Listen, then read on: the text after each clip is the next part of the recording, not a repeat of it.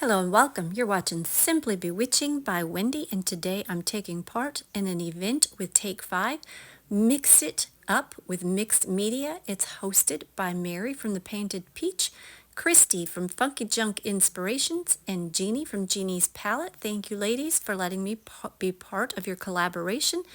If you check in the description, you'll see everybody, and I hope you will take time to follow along. This is just a foam egg. It's on a birthday candle toothpick because it was convenient and easy to hold and turn the toothpick. Use whatever you want. And you can use whatever color paint you like. This is just some acrylic paint. And I just wanted a natural kind of neutral color. But you could do pale pink and put roses on this. There's so many things you could do. But I wanted an earthy, natural looking egg. Here I'm taking the blow dryer to dry the paint, and I want you guys to look at the texture that it causes this foam egg to get when you blow dry and heat it.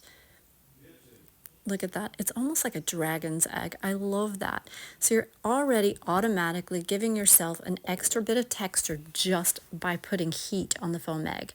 Then I took some of that wound gauze and I sort of shredded it, so we got like the strips of fuzzy, I don't know, just texture, just stuff to put nice texture to it. You don't want to cover the whole egg because then you lose all that cool, bumpy, dragon egg looking. I just wanted this whole textured egg, and you know, it's mixed media, so I wanted it to have some layers of different stuff. But I wanted to do an Easter egg instead of a flat project because I've done a lot of flat projects, so I thought, why not? Let's grab an Easter egg.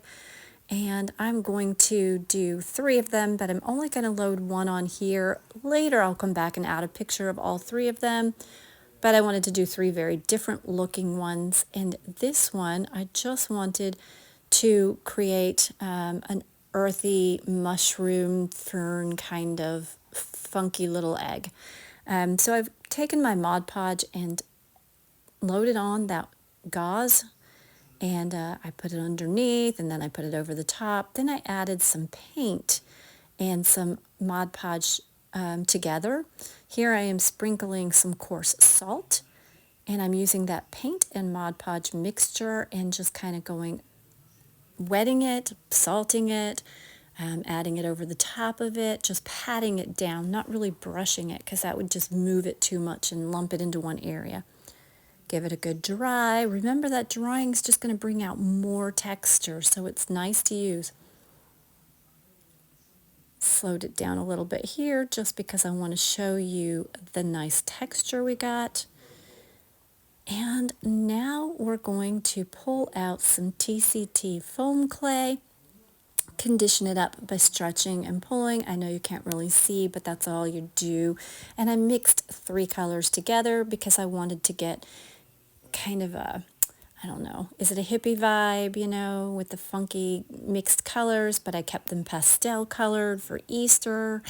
I don't know. I just playing, y'all. Use whatever colors you like. You could use your normal colors for the stems and, you know, red tops or whatever you like. I like to be kind of weird with it. There I took some olive oil and I put it down inside of the little mold. If you have a problem with sticking ever, I find baby oil would be my preference. I'm out of baby oil, and you can use any oil. However, if you use olive oil and you use white clay, it will actually give your white clay kind of a yellowy sort of shade to it. So when you're using colors, it doesn't matter, but if you use a really light color, it might discolor it a little tiny bit if you use the olive oil. But that's all I did. And then I took some Mod Podge. I used it on the back of my little mushroom, and I just stuck that down. Now I'm making some ferns. I did this mold and put all my light green into it. The first time I did it, I hadn't used it in forever, and it just stuck like mad. So I cleaned the whole thing with olive oil, and then the ferns came out beautifully. And again, just put some Mod Podge or tacky glue on the back of your clay creations and push them down. Super easy. That's the Y from the happy birthday candles from my grandson's 17th birthday party. But it works because it stopped, the egg wasn't turning. It wouldn't roll away. It just kind of held it in place. I have all different sizes of mushrooms and all different sizes of ferns. And so I just made various fun sizes and continued to glue them all the way around. I love the way they turned out. It just turned out so different and so unique, and that's what we're always looking for, right? Now I'm just making more mushrooms. The best way to get these out is to actually flip them upside down and peel the mold back so that it's actually kind of falling forward. You still end up having to pull or use your fingernails slightly. But there you go. It's all ferns and mushrooms. And here I've taken 2 of the little circles you would use to put on a necklace. I've bent one into a U shape because I couldn't find my U shape things, and I put some tacky glue on the ends of it. Couldn't get it to come out, so I opened it up and whoosh, let blob. Kind of gross. I cleaned it out afterwards, y'all. I don't know, it happens. Glue gets clogged up. But I just put those on the end because, of course, you're going to hang it up. And when you hang it up, you don't want it coming loose. And sometimes it does if you don't put the glue on there. So I popped the glue on. I grabbed the second circle and just slipped it over.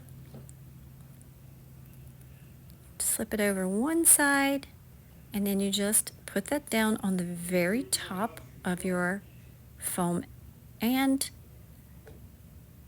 mixed media egg.